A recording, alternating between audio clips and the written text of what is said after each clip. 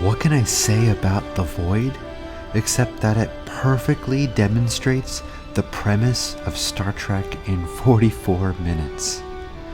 And this is why Voyager. So before I get all serious and talk about what Star Trek means, let me say this. But I've become convinced that we've got to stick to our principles. Star Trek is an entertainment property meant to make a profit. However, Shakespeare produced plays for his patrons without compromising the artistic and thematic integrity of his work. And the same can be said for Star Trek. All the galaxy is a stage. Voyager's The Void promotes the core value of Star Trek beyond the fourth wall of Starfleet and the Federation within the fictional universe. And this core value is this: that an unselfish cooperation and tolerance benefits all, even in the grimmest of circumstances.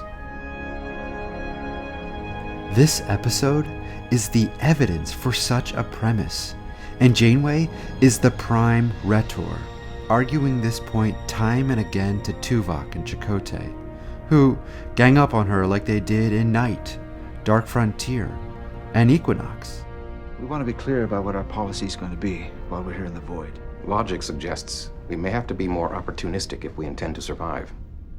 But I've become convinced that we've got to stick to our principles, not abandon them. Should the crew be ready to die for those principles? If the alternative means becoming thieves and killers ourselves, yes.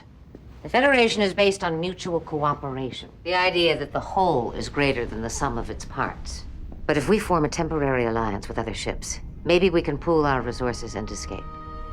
And Janeway also has the difficult challenge of making this argument to the other captains in the Void, who have survived only through theft and murder. Captain's log, stardate 54553.4. For the past several days, we've been making every effort to recruit members into an alliance. Whenever a new ship gets pulled into the Void, they're immediately attacked. Instead of attacking it, you'd have to help defend the new ship. And how is that in my interest? It would encourage them to join our alliance. And if they refuse, then we raid them? The idea is to recruit new members, share technology and resources.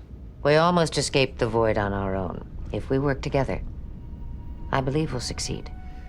Throughout the episode, Janeway becomes convinced that the pure application of a Federation ethic will garner her the support of enough ships to escape the Void. And in the end, she happens to be right. Despite a setback when her ethics compel her to expel a membership who kills for technology, Janeway and the members of her new alliance prevail and escape. In the final scene, Chakotay and Janeway say farewell to their temporary allies and wistfully long for the real Federation. And we all feel good and optimistic about the world and people in this moment. That's the function of this episode. It depicts the best of humanity overcoming the worst circumstances. Despite the serious ethical stance of the story, there are wonderful character moments and some humor. The episode opens with Seven serving an elaborate meal to Chakotay, Janeway, Tom, and B'Elanna. Is this a double date? Anyway, the humor is organic, flowing from Tom's request for salt, and Seven's reply that if the dish isn't perfect as she has created it, he might want to have a peanut butter and jelly sandwich. Peanut butter and jelly sandwich. And the moment is just lovely. And the crew's sense of family is definitely further established. My compliments to the chef. You're here. Thank you, Captain. I knew you'd been expanding your palate, but I didn't realize you'd become a gourmet cook. Preparing meals myself is the best way to ensure quality. I suppose I should be insulted, but everything is so delicious. Is there any salt? If the quail hasn't been prepared to your satisfaction, I could replicate something more to your liking.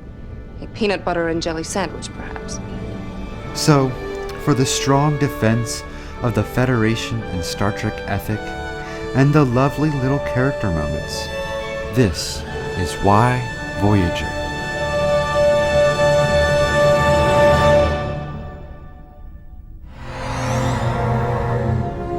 It was almost like being part of a Federation again. The real one's only 30,000 light years away. Then what are we standing around for?